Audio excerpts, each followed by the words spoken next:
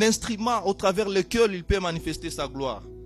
Là où nous voyons une personne insignifiante, Dieu lui voit quelqu'un qu'il a préparé pour accomplir son dessein.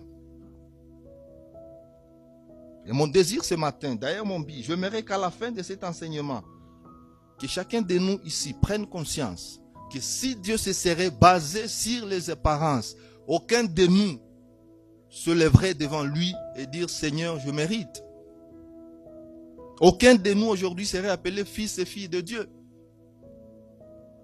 Mais aussi, comprendre que le choix que Dieu a fait pour nous, pour vous, n'est pas un fait du hasard. Je l'ai toujours dit. Parfois, nous pensons que devenir chrétien, c'est quelque chose de simple. Il y a beaucoup qu'on parle de Jésus, mais jusqu'à présent, leur cœur n'est pas encore transformé.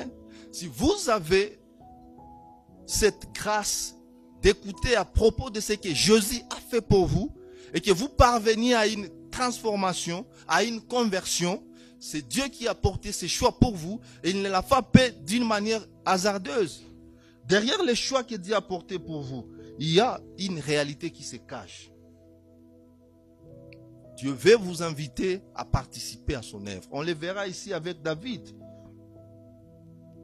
Et lorsque Dieu a choisi David, David n'a pas dit que je ne suis pas prêt, Seigneur.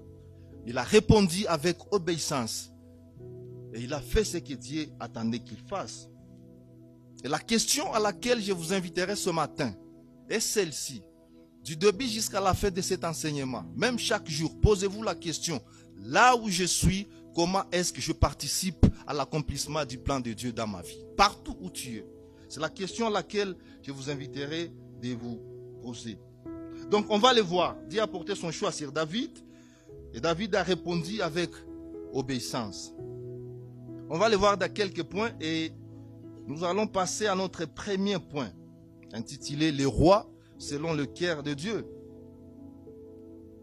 Si vous regardez du premier verset jusqu'au verset 3, et d'ailleurs tous